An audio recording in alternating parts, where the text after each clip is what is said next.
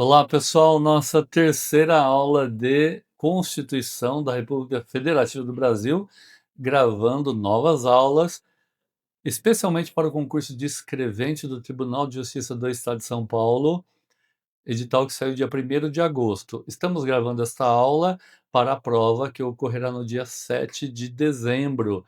Lembrando, curso completo e gratuito aqui na nossa plataforma. Você vai ter aulas de qualidade preparatória para o concurso de escrevente. Quero ver todo mundo aí sendo aprovado, hein? Muitas vagas no edital que saiu para a capital, Grande São Paulo, certo? Atentos que ano que vem, quem já lida com concurso escrevente já sabe disso, ano que vem tem para o interior. Estas aulas aqui servirão não apenas para esse de 2025, mas para o concurso de 2026 e quiçá até para os próximos concursos de escrevente, já que nós estamos gravando, atualizados, evidentemente, com o novo edital. Novo edital do concurso que não são mais 100 questões, mas 70 questões. Tem até uma prova, não tem mais digitação, mas tem uma prova de redação. É tranquilo, só tem que acertar metade da prova. Nós vamos ainda falar sobre redação aqui no nosso Explica Isso Direito Concursos. Não é inscrito no canal? Se inscreva, ative o sininho das notificações, porque eu não sei se você vai estar assistindo essa aula quando eu postar ou quando a gente já tiver muito conteúdo de direito aqui no nosso canal. Tem uma playlist só para escrevente 2025, 2026, tá? Sejam bem-vindos. ah, e vamos lá, estamos estudando artigo 5º da Constituição, que fala direitos e garantias fundamentais. Nas aulas anteriores, a gente tratou, né, de, de alguns incisos. E aqui nós pegamos de onde nós terminamos na aula passada, certo? Deixa eu só posicionar aqui melhor para a nossa câmera, acho que vai ficar melhor assim. Isso. Vamos lá, artigo 5º, inciso, o inciso aqui, pessoal, é esse aqui, ó, XXX, 30, 39, tá? Na aula anterior, nós fomos do inciso 22 ao 38. Agora, do 39 em diante. Vamos ter mais essa aula sobre o artigo 5º e mais uma, tá? 38. Inciso 38. Você sabe, aqui é artigo, né? Aqui em algarismos romanos são os incisos. Inciso 38. Não há crime sem lei anterior que o defina, ou seja, que defina o crime, que o defina, ou seja, que defina o crime. Nem pena sem prévia cominação legal. Explicando, lembrando, leiam, releiam esses conteúdos, assistam, reassistam às aulas, tomem nota aí nos seus cadernos ou caderno, façam revisões constantes, certo? Eu vou postar na nossa playlist a técnica Pomodoro, que seria como estudar melhor, mas também vamos falar de como fazer revisões, muito importante. Não há crime sem lei anterior que o define. Ele quer dizer o seguinte: uma pessoa, para cometer um crime, tem que já haver uma lei dizendo que aquela conduta é um crime. Então não há lei, não há crime, desculpe, sem uma lei que já exista, ou seja, uma lei anterior, que defina esse crime. O que que é definir? Não é?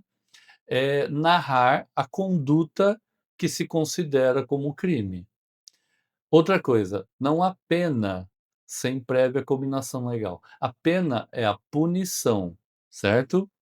E essa punição tem que estar prevista naquela lei, naquele artigo, para aquele crime. Apenas narrar isso é um crime, sem falar qual é a pena para quem comete esse crime, não vai haver a pena, certo? Claro que os crimes têm pena, sim, Código Penal, vocês vão ver, tem lá a tipificação do crime, ou seja, qual é o tipo de crime, qual é a conduta que é considerada crime e a cominação legal, ou seja, qual é a pena prevista pela lei, tá? Muito bem. 40, inciso aqui, 40. A lei penal não retroagirá, salvo para beneficiar o réu. Que é a lei penal não retroagirá? Imagina que hoje eu tenho uma determinada conduta que não é considerada crime. Amanhã publica e entra em vigor uma lei que considera aquela conduta como um crime. Eu cometi, supostamente, aquele ato ontem, mas a lei só diz que isso é crime hoje. Eu não cometi um crime, porque quando no tempo em que eu cometi, aquilo não era considerado crime. A lei penal não retroage. Uma lei atual não vai voltar ao passado e todos que, praticaram aquele ato vão agora responder por um crime, porque à época não era crime. Salvo para beneficiar o réu. Veja que eu estava falando de um prejuízo para quem teria cometido aquele ato. Mas agora há uma ressalva para beneficiar o réu. Agora a situação é diferente. Ontem eu fui condenado, transitou em julgado, no mês passado, por um determinado crime. Um mês depois, um ano depois, não sei quanto tempo, uma lei diz que aquilo está revogado e deixou de ser crime. Se eu estiver preso, eu vou ser solto. Se diminui a pena da lei agora, a minha pena será diminuída. Então, se for para beneficiar o réu, aí sim, pode retroagir, tá? 41, inciso 41 aqui. A lei punirá qualquer discriminação atentatória dos direitos e liberdades fundamentais.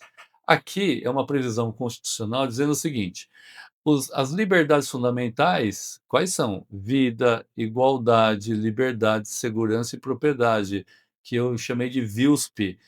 No caput do artigo 5º, né, tem o caput do artigo, ele vai falar, né, garantindo, na inviolabilidade do direito à vida, à liberdade, à igualdade, segurança e propriedade.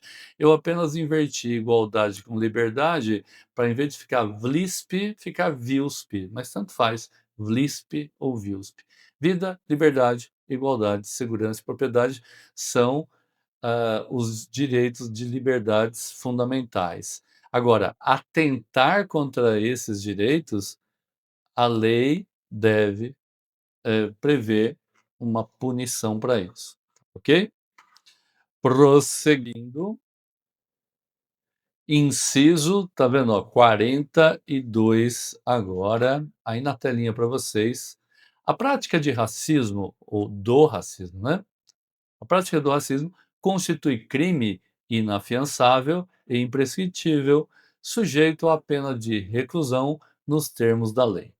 Explicando, né? Prática de racismo não é apenas xingar uma pessoa, né? É um pouco mais complexo que isso. A prática do racismo constitui crime inafiançável, ou seja, não será arbitrada, estabelecida uma fiança para que a pessoa responda àquele crime em liberdade. É inafiançável, não cabe fiança. Imprescritível significa o seguinte: o crime não prescreve.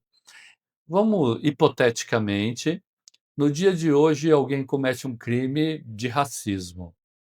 Só que isso só vem a ser conhecido daqui 30 anos. Ele vai responder por esse crime ou esse crime estará prescrito? Não, nem se ele praticar daqui 50 anos, 100 anos, se ele estiver vivo ainda, se ele praticar não, né, se for, vir à luz, porque o crime não prescreve, ele será punido em qualquer tempo. Agora, veja que essa prática sujeita a pessoa que cometeu isso a uma pena. Essa pena é de reclusão. Em geral, vocês vão, quando estudar o Código Penal, vocês vão ver isso. Às vezes está lá, detenção. Geralmente, a detenção é menos grave a pena do que a reclusão, que já entende-se que a pessoa possa ser enquadrada e condenada a um regime fechado, tá, que é a prisão mesmo. Muito bem. 42, agora o 43, o inciso 43 diz assim: "A lei considerará crimes inafiançáveis e insuscetíveis de graça ou anistia a prática da tortura, são vários, tá? O tráfico ilícito de entorpecentes e drogas afins, e também o terrorismo e os definidos como crimes hediondos. Por eles respondendo os mandantes, os executores e os que, podendo evitá-los, se omitirem. Vamos lá, hein? Partes. A lei considera crime inafiançáveis, ou seja, não cabe fiança, como o do inciso 42. E insuscetíveis de graça ou anistia, diferente da imprescritível, né? Não é o caso de serem imprescritíveis. Esses crimes aqui prescrevem, tá? Mas eles são insuscetíveis de graça ou anistia. A graça é o seguinte: o presidente da República, depois da pessoa condenada, julgado, transitado em julgado, o presidente da República concede a graça a um indivíduo, tá? A uma pessoa, um indivíduo. Sabe-se lá por que razão, né? Ou anistia. Já anistia é o seguinte: lembra que a graça vai atingir uma pessoa, ela vai estar condenada sim, mas não vai ser presa, não vai pagar pelo crime. Mas isso não significa que ela não tenha cometido o crime. Sim, ela cometeu o crime, mas recebeu essa graça, essa bênção do presidente da República.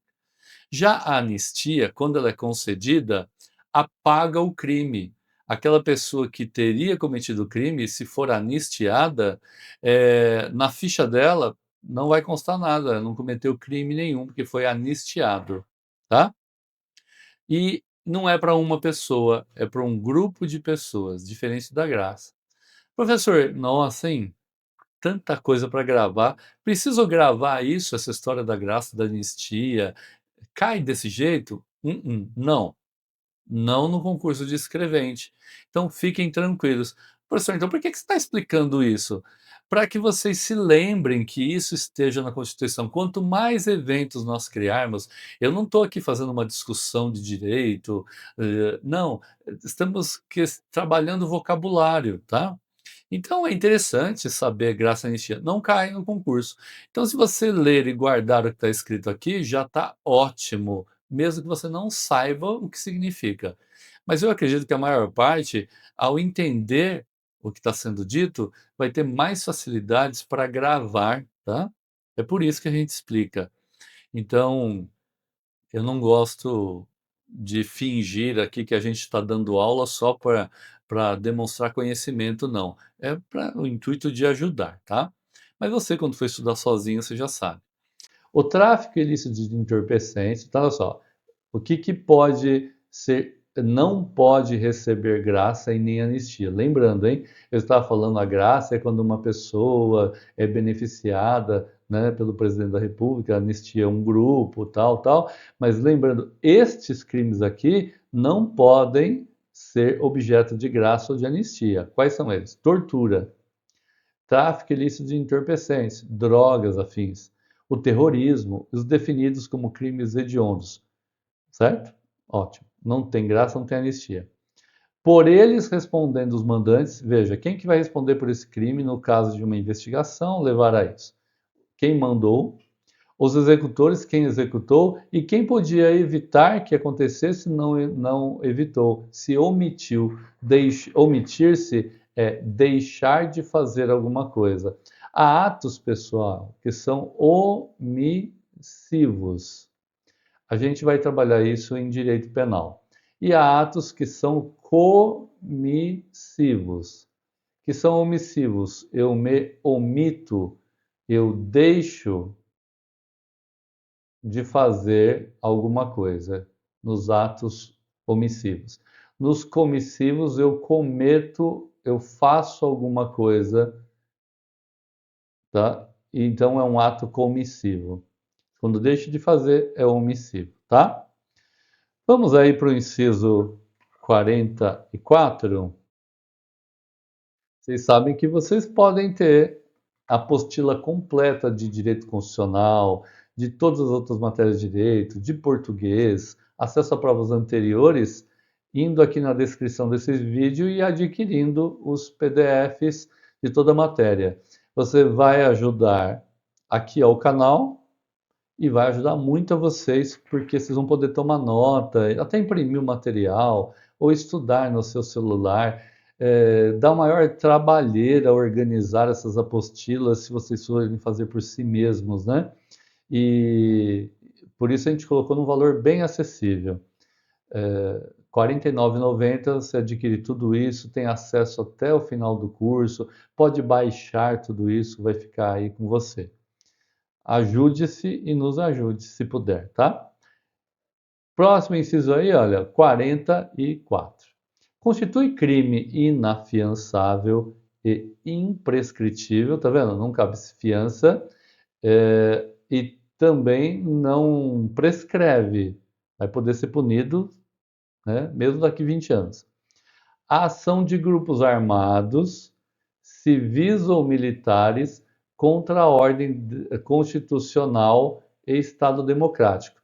Veja que não cabe fiança e não cabe a prescrição. Mas não fala que não pode ser anistiado ou concedido uma graça. Por isso que alguns chamam de tentativa de golpe, né? Outros da oposição diz que eram manifestações populares da invasão lá de Brasília, poderá, né, no caso de ser aprovado, ser anistiado. Pelo menos a Constituição não proíbe que isso aconteça. Mas, enfim, também não obriga que aconteça, né? 45, inciso 45. Nenhuma pena passará da pessoa do condenado. Ó, nenhuma pena passará da pessoa do condenado. Tem uma vírgula. Eu vou ler aqui de uma maneira que fique melhor vocês entenderem. Ó. Nenhuma pena passará da pessoa do condenado, podendo a obrigação de reparar o dano e a decretação do perdimento de bens, nos termos da lei, estendidas aos sucessores e contra eles executadas até o limite do valor do patrimônio transferido. Nenhuma pena passará da pessoa do condenado para aqueles que receberem a herança. Por exemplo, ao falecimento de uma pessoa, ele vai deixar uma herança.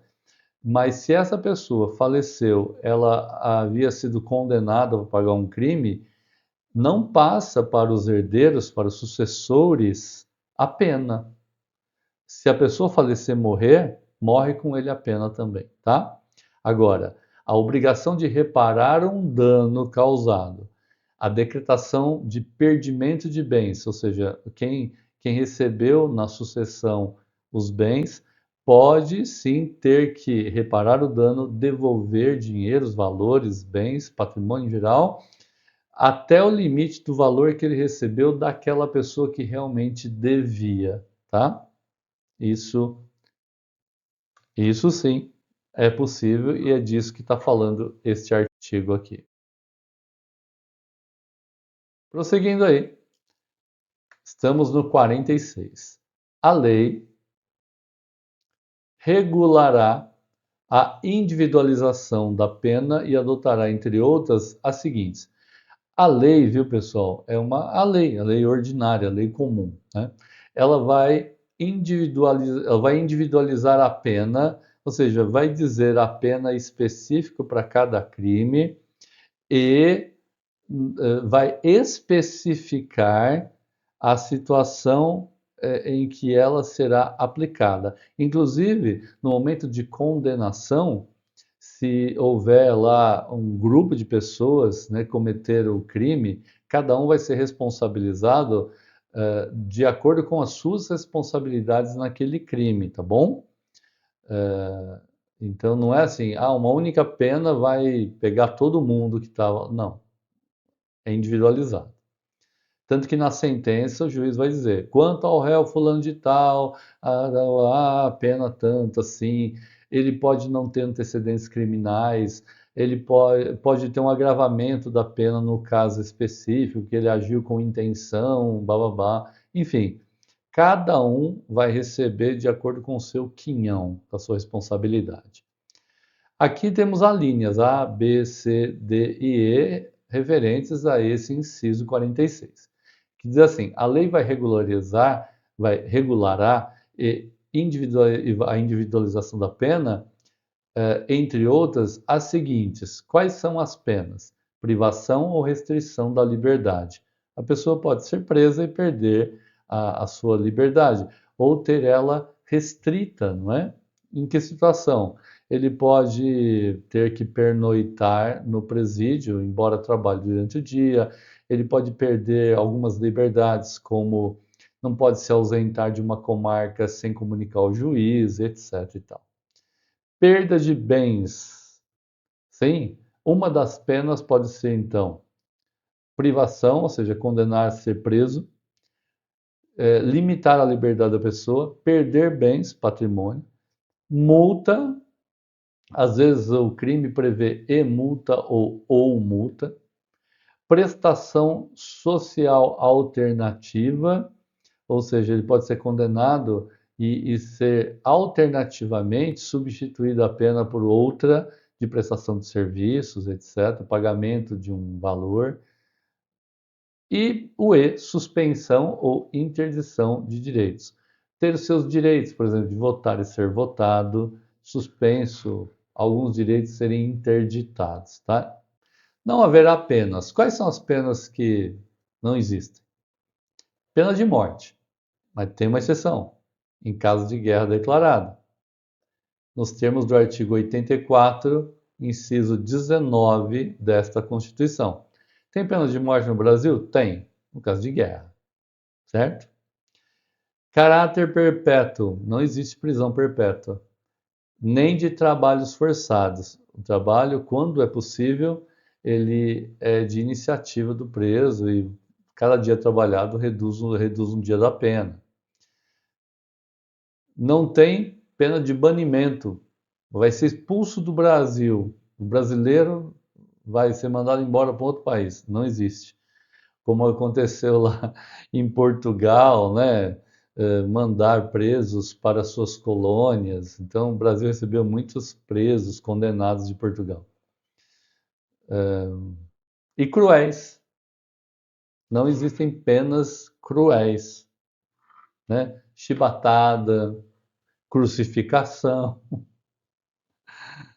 Muito bem.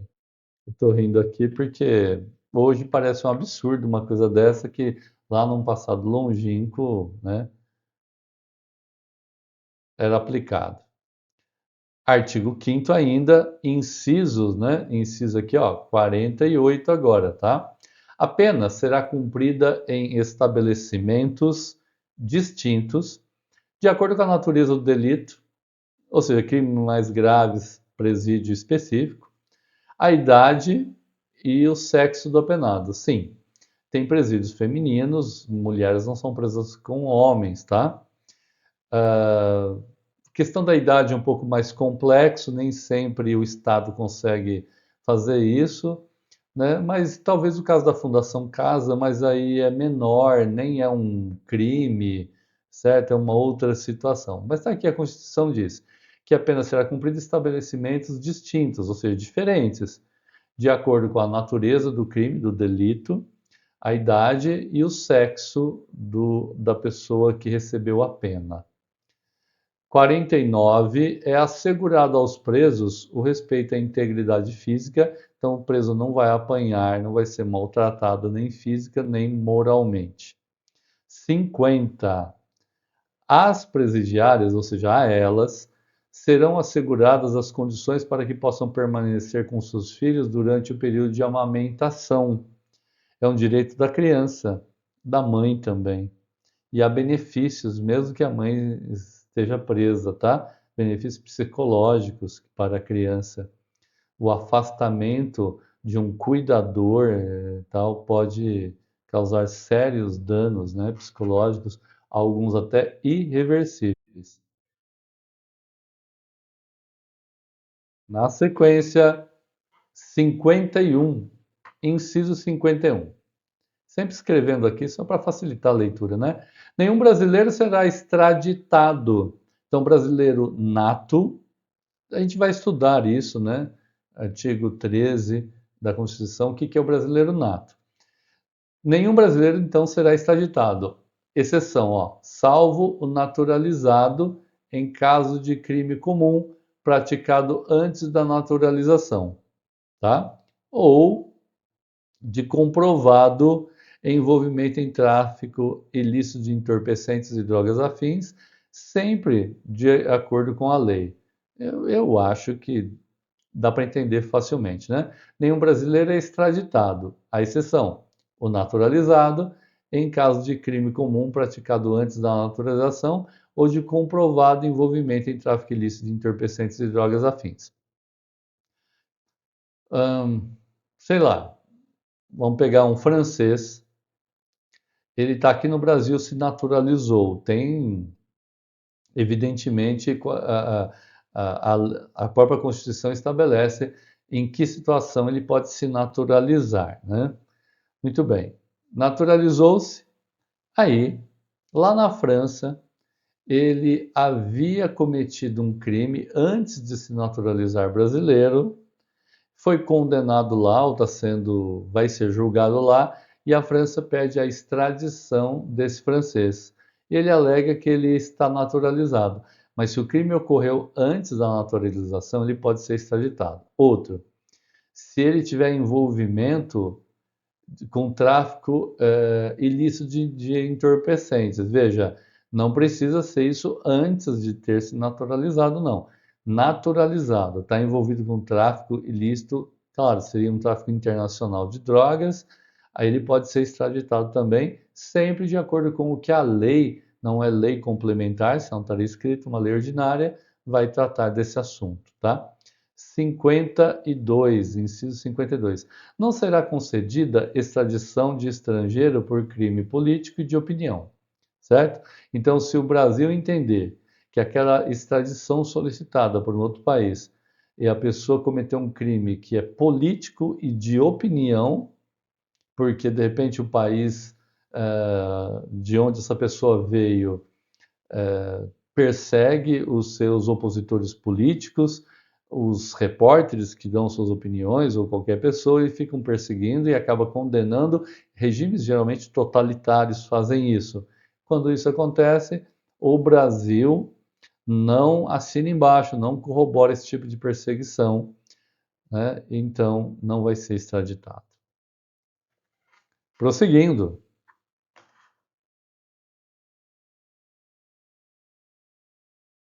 53. Inciso 53. Ninguém será processado nem sentenciado senão pela autoridade competente. Competência aqui não é uma questão de capacidade, questão intelectual, não. Competência é uma questão que a própria lei estabelece quem é a autoridade que tem jurisdição sobre aquela região, aquela cidade, que tem competência, então, para julgar aquele crime específico praticado naquele local. Às vezes a competência não é por conta do local onde foi praticado, mas quem é que praticou, né? Determinados crimes cometidos, a, a própria lei considera que quem vai julgar é o juiz lá da cidade onde ocorreu o crime. Dependendo de quem praticar e que tipo de crime for, é o Tribunal de Justiça com sede na capital que vai julgar. Ou o STJ, o Superior Tribunal de Justiça, em determinadas situações, ou o STF, certo? A autoridade pode ser questionada quanto à sua competência e discutido isso, tá? Existe um recurso específico aí, né? Um incidente de incompetência, tal. Os advogados sabem. A gente vai estudar isso em processo civil, processo penal. 54. Ninguém será privado de liberdade ou de seus bens sem o devido processo legal. Devido processo legal é uma expressão, uma tradução, né, que se consolidou também no vocabulário jurídico brasileiro, que seria o seguinte: todo processo tem uma lei. Se for um processo civil, tem o Código de Processo Civil, Lei 9.099 fala sobre isso também. Se for um processo de natureza criminal, tem o Código de Processo Penal, a própria Lei 9.099 na sua parte criminal, são exemplos, tá? Então, eles vão ditar qual é o andamento de um processo, quais são os recursos, tudo como deve acontecer. Então, um processo presidido pelo juiz, né? Perdão, ele deve obedecer a todo esse andamento previsto na lei, e isso é o devido processo legal. Então, ninguém vai ser condenado sem que ele tenha tido um processo com ampla defesa, o contraditório, o devido processo legal. Garantia de que o seu direito foi resguardado, né? Inciso, olha aí, 55. Aos litigantes em processo judicial ou administrativo, litigantes, as pessoas que estão respondendo ao processo, né? E aos acusados em geral, são assegurados o contraditório e a ampla defesa com os meios e recursos a ela, a ampla defesa, evidentemente, inerentes. Ou seja, com os meios que fazem parte da ampla defesa e que são relativos referentes a ela. Inerente significa isso, tá? Então, assegurado o contraditório e a ampla defesa com os meios e recursos que são relativos à ampla defesa. Então, aos litigantes, a quem está respondendo por um processo, seja um processo judicial ou administrativo. Vamos explicar o que seria isso. Digamos que você tenha passado um concurso de escrevente e você já tem lá 3 anos exigido pela Constituição para ser efetivo no serviço público. E aí, sei lá o que acontece, você acaba respondendo por um processo administrativo, uma PA, ou alguns chamam de PAD, Processo Administrativo Disciplinar. Você vai responder esse processo por ter cometido uma falta grave, às vezes, lá no seu trabalho, como funcionário público. Muito bem, haverá uma comissão, né, para analisar tudo isso. Não é judicial isso, não é um processo judicial, é um processo administrativo, por isso que chama PA, tá? Você vai ter direito a advogado, vai ter direito a se defender plenamente, a rolar testemunhas, tem todo um andamento. Parece um processo judicial, mas é administrativo. Pode culminar no quê? Na suspensão, né? Você pode ser suspenso do seu trabalho, você pode ser condenado a pagar algum valor, você pode ser demitido, demissão, demissão a bem de serviço público, cassação de aposentadoria, você pode receber uma advertência. Tudo isso nós vamos estudar na Lei 10.000. Nossa, está falhando agora. Que é o Estatuto do Funcionário Público Civil do Estado de São Paulo. Faz parte aqui dos nossos estudos também, tá?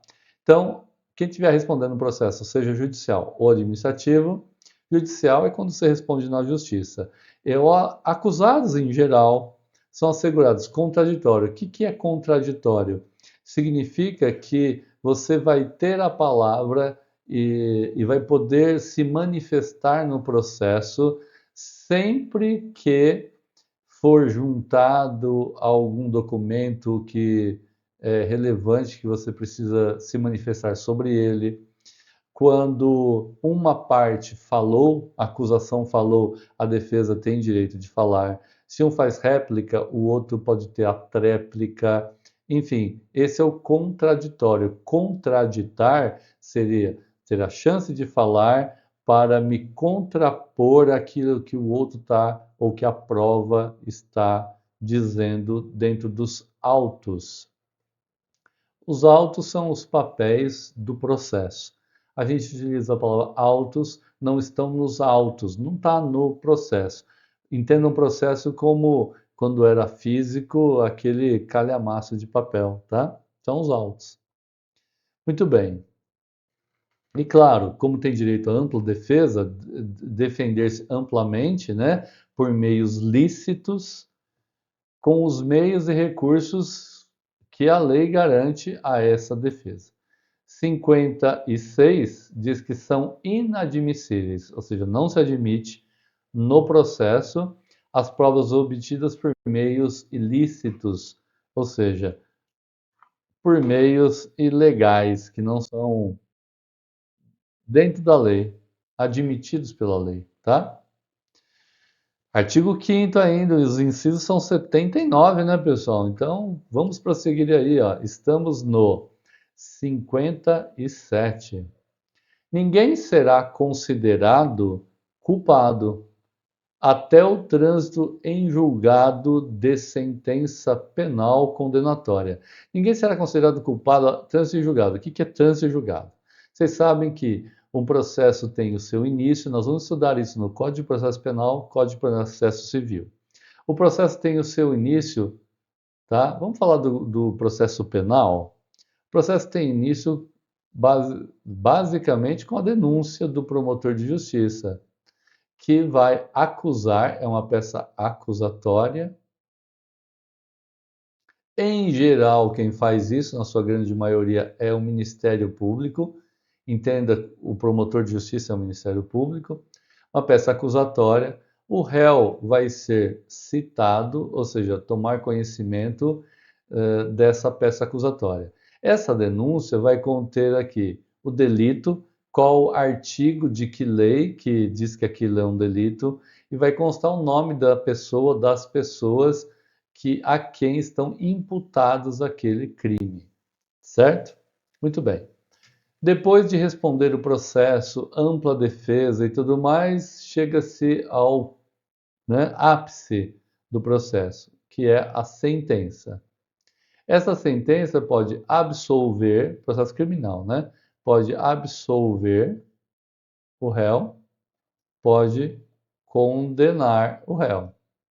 Se ele for condenado, ou se ele for absolvido, se ele for condenado, réu, réu, pode recorrer dessa sentença.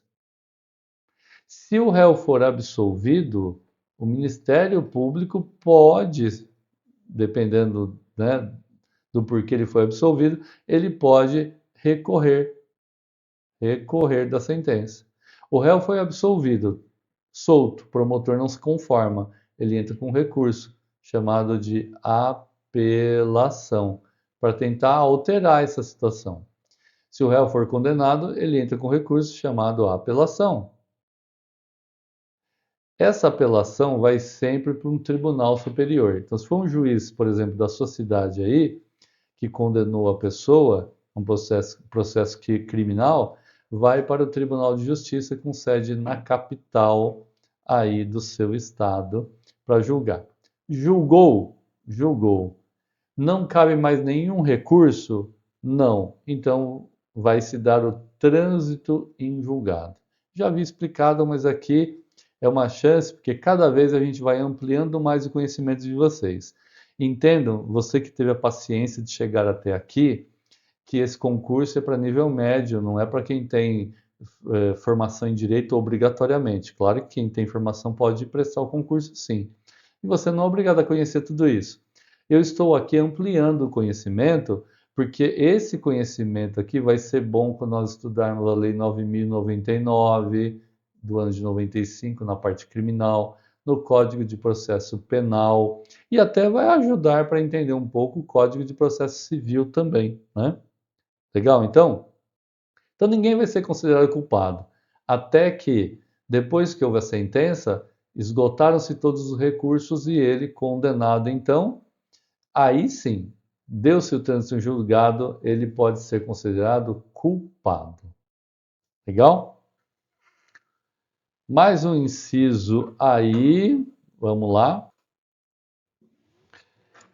Inciso 58, né? 58.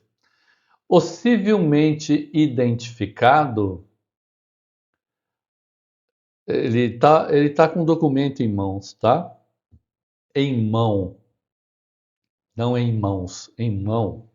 O civilmente identificado não será submetido à identificação criminal, salvo nas hipóteses previstas em lei. Já ouviu falar do preso passar toda aquela tinta nos dedos e ele tocar piano, né? Pegar as digitais de todos os dedos? Isso seria a identificação criminal. Então, a Constituição garantiu que, entre aspas, essa humilhação de fazer isso deixa de acontecer se ele portar documentos ou apresentá-los, tá? Claro, documentos verdadeiros, né? Próximo aí.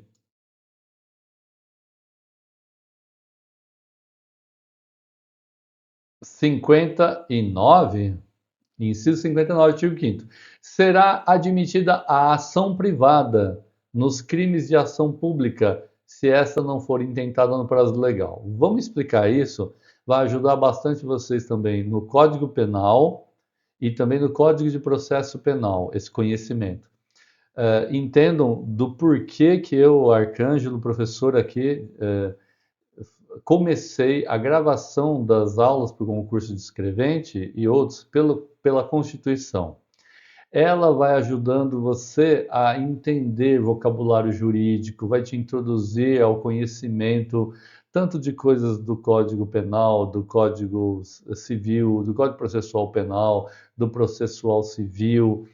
E como nós vamos estudar Código Penal, Processual Penal e Processual Civil, lembrando, hein, não cai direito civil, cai direito processual civil no concurso de escrevente. No concurso de oficial de justiça, cai direito civil.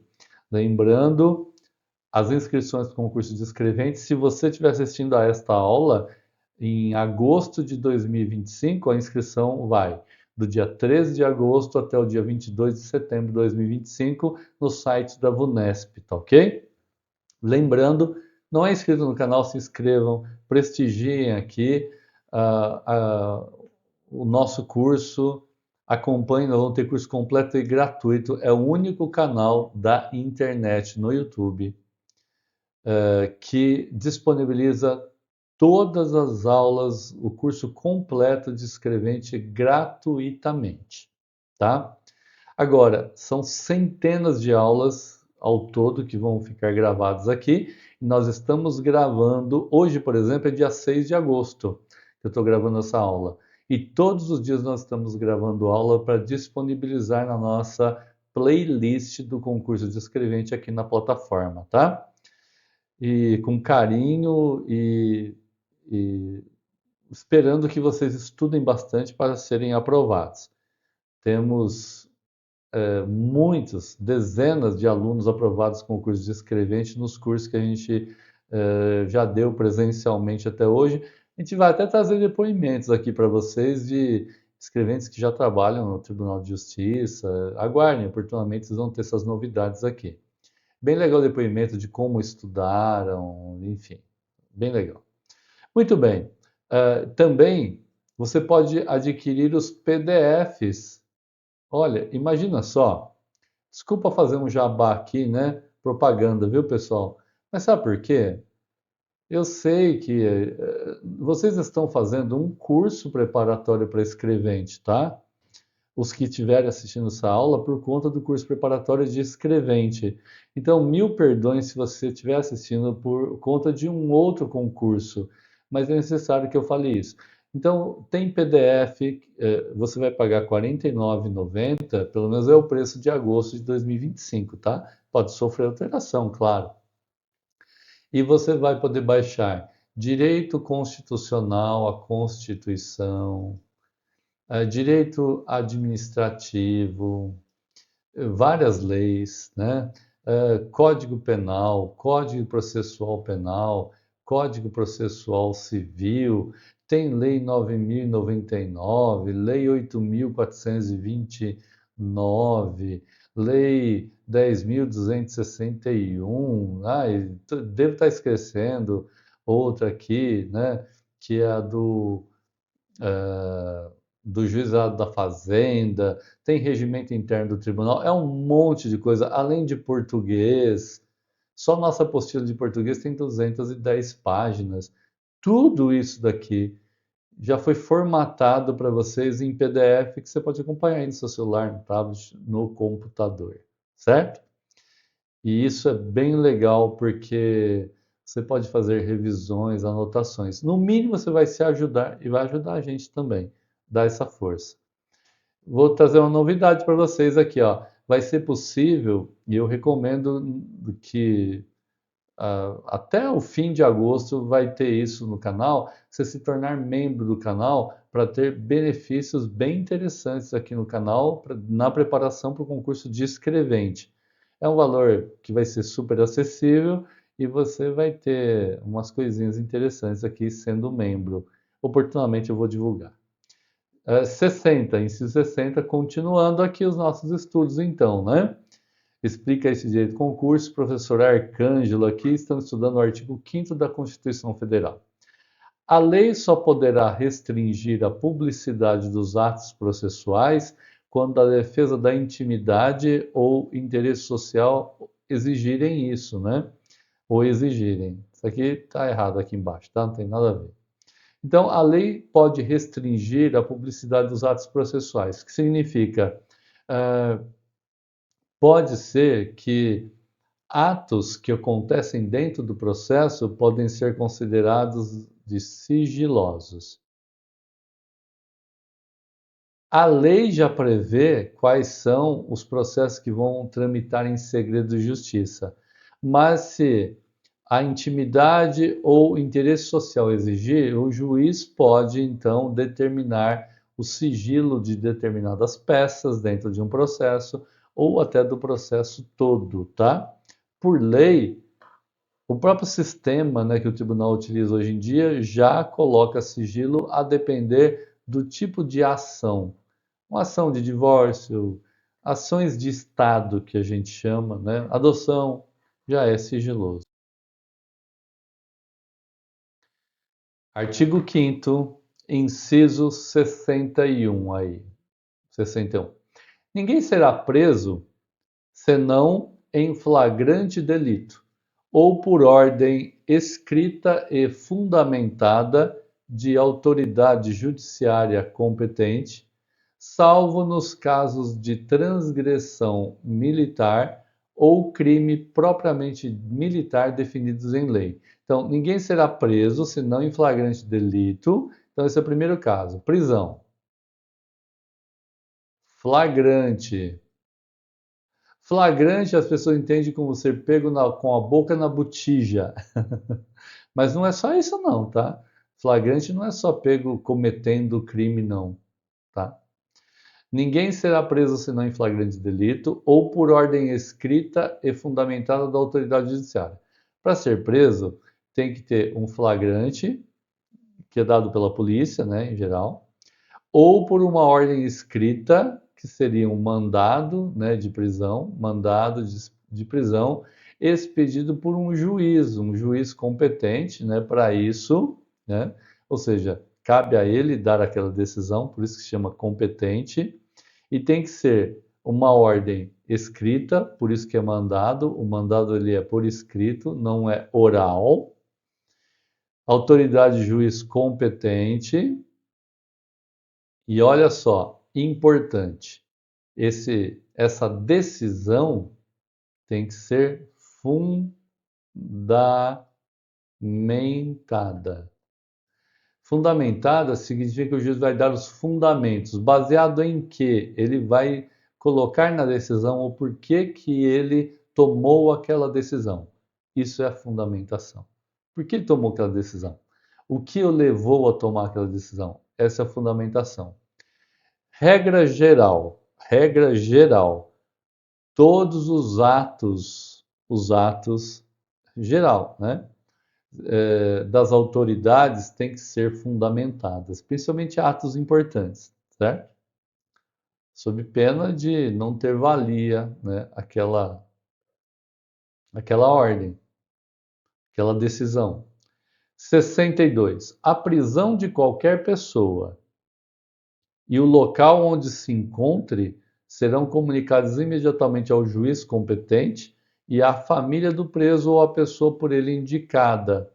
Já vi em filme americano e o meu telefonema, direito do preso comunicar a uma pessoa de que ele está preso, né? Até em filme você vê isso. A prisão, então, de qualquer pessoa e o local onde ela se encontra tem que ser comunicado a um juiz. Então, a pessoa foi presa, levou-se à autoridade policial, que é a delegacia, o delegado manteve a prisão da pessoa, vai levá-lo diante do juiz ou comunicar ao juiz. O juiz vai relaxar essa prisão ou não, né? Mas o juiz será comunicado imediatamente, tá bom? Para manter ou não essa prisão. E, no caso de ser mantido preso, comunicar à família ou uma pessoa que esse mesmo, então, agora preso, vai dizer, né? Que ele queira que seja comunicada. Senão vai ser dado por desaparecido, a família vai ficar procurando em hospitais, vai ficar. Ó, gente, sabe por que isso está no artigo 5º? É o trauma, né? O trauma daquele período, né, do regime militar, desde 1964 até 82, mais ou menos, porque no auge do regime militar, ah, e tem até aquele filme recente aí que ganhou o Oscar, que trata, né, de uma pessoa que foi presa e tudo mais. E simplesmente a mulher, eu não assisti o filme ainda, né? Mas parece que é esse o tema do filme. A mulher não sabia exatamente onde ele se encontrava, para onde ele foi levado, né? Inclusive, a pessoa que está sendo presa tem o direito de que quem a prende se identifique, tá? Tudo isso foi esses traumas aí do passado, essas conquistas. O artigo 5º, eu já falei em aula anterior, o artigo 5º é uma proteção. Proteção a quem? Proteção ao cidadão. Principalmente proteção contra o quê? Contra os abusos do Estado. Os abusos do Estado. Os abusos das autoridades em geral, tá? Então, aí, inciso 63. O preso será informado de seus direitos, entre os quais o de permanecer calado, sendo-lhe assegurada a assistência da família e de advogado. O preso, em filmes a gente vê isso também, no Brasil também existe isso. O preso, ele tem o direito de permanecer calado e de não responder perguntas nenhuma para não se incriminar. Até mesmo em juízo ele pode ficar calado, tá? E é assegurada a assistência da família e de advogado, ou seja, ele pode receber a visita de um familiar, enfim, entregar às vezes roupas, enfim, o familiar acompanhar o preso para que ele não fique abandonado lá no presídio, né? E claro, de advogado também. 64. O preso tem direito, olha aqui, o preso tem direito à identificação, aquilo que eu disse agora há pouco, dos responsáveis por sua prisão ou por seu interrogatório policial. Então, o delegado vai lá se identificar nessas situações. Prosseguindo. Inciso 65 do artigo 5º da Constituição Federal, né? Com o CF, Constituição Federal de 1988. A prisão ilegal será imediatamente relaxada, ou seja, ele vai ser solto pelo juiz, pela autoridade judiciária. É o juiz, né? Ou desembargador, ou ministro, no caso do Supremo Tribunal Federal, se chama de ministro. Ao ministro do Supremo Tribunal Federal é um juiz, tá? Só recebe um nome diferente. 66. Ninguém será levado à prisão ou nela mantido, quando a lei admitir a liberdade provisória com ou sem fiança. Se a lei admite fiança, é obrigatória, arbitrária essa fiança, e paga a fiança, ele tem que ser solto. A Constituição diz, inclusive, que ninguém será levado à prisão ou mantido nela se couber fiança, né? Ah, ou até mesmo se não admitir fiança, sempre que manter essa prisão não faria sentido de acordo com a lei, tá? Prossigamos sempre, né? Artigo 5º, 67. Lembrando, vamos até o 79, né? Mas não nesta aula, essa aula termina daqui a pouco. Não haverá prisão civil por dívida. Não haverá prisão civil por dívida. Você pode ficar devendo bilhões, não vai ser preso por dívida. Salva do responsável pelo inadimplemento voluntário e inexcusável de obrigação alimentícia e do depositário infiel. Alguma ressalva aqui? Vamos lá, vamos começar. Não haverá prisão civil. Veja, há a prisão no processo que apura crime, certo? Que está lá no Código de Processo, opa, Código de Processo Penal, no CPP, tá? Mas não prisão por dívida num processo civil, né? Um processo de natureza civil, tá? Não acontece. Então, a prisão civil, a prisão de um cidadão vai ocorrer por conta de crimes, mas não por conta de dívidas num processo de natureza civil, tá? Então, não haverá prisão por dívida, salvo a do responsável pelo inadimplemento voluntário e inexcusável de obrigação alimentícia. Já ouviu falar em pensão alimentícia? Obrigação alimentícia é a pensão alimentícia, que cabe o pai, a mãe, ou seja lá quem for que tiver que pagar a pensão alimentícia não paga, e ele é responsável por pagar, ele não pagou, ele deixou de pagar porque quis, inexcusável porque ele não tem desculpa, porque quando uma pessoa é intimada a pagar uma pensão atrasada, o juiz expede um mandado para que ele pague aquela dívida em 3 dias, tá? Em geral, 3 dias. E ele vai ser intimado a pagar em 3 dias ou justificar por que que não pagou ou porque não está em condições de pagar. Então ele tem que obrigatoriamente, se não pagar a dívida, ele tem que primeiro pagar a dívida e comprovar para o juiz que pagou a dívida se ele pagou já. Se ele for pagar a dívida, ele tem que pagar a dívida e comunicar ao juiz, ó, acabei de pagar. Se ele não pagou e nem vai pagar, porque não tem condição de pagar, ele vai ter que justificar para o juiz por que que ele não tem condição de pagar, tá? Por que que ele não tem como pagar aquilo. Isso, agora, o juiz não precisa engolir essa desculpa, se é que é uma desculpa, tá? Raríssimas alegações de não tenho condição de pagar são acatadas por juízes. Claro, depende dos valores envolvidos, na verdade. Há pensões alimentícias de milhares e milhares de reais, né? Vocês devem já ter ouvido falar na televisão. E às vezes a pessoa está com valores bloqueados, não consegue, sei lá, alguma coisa aconteceu, ele não consegue pagar. Ele tá impedido de movimentar o dinheiro dele por alguma razão. Agora, quando é caso de pagar um terço do salário mínimo, falar que não pagou porque está desempregado, essas coisas, esquece, juiz não engole isso não, tá? Muito bem. Inciso 68. Conceder-se-á habeas corpus. Bom, deixa eu ler primeiro, né? Conceder-se-á habeas corpus sempre que alguém sofrer ou se achar ameaçado de sofrer violência ou coação em sua liberdade de locomoção por ilegalidade ou abuso de poder. A gente vai estudar mandado de segurança, habeas corpus, habeas data, mandado de injunção, tudo isso a gente vai estudar mais aqui, né? O que é o habeas data? O habeas data, como esses outros também, são chamados de remédios. É comprimido? Não. Remédio constitucional. Remédio constitucional. O habeas corpus é um deles. O que é o habeas corpus? É um recurso que você vai. Eu vou chamar de recurso, tá? Perdoem aí os mais né, cuidadosos com o vocabulário.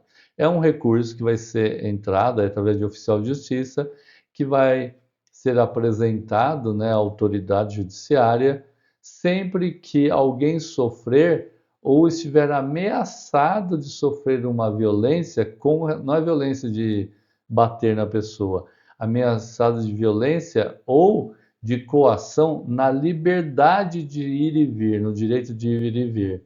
Se está ameaçado ou sofreu uma coação ou violência na sua liberdade, por exemplo, está preso sem, não poderia estar preso, né? Aí, nesse caso, cabe o habeas corpus. Habeas corpus.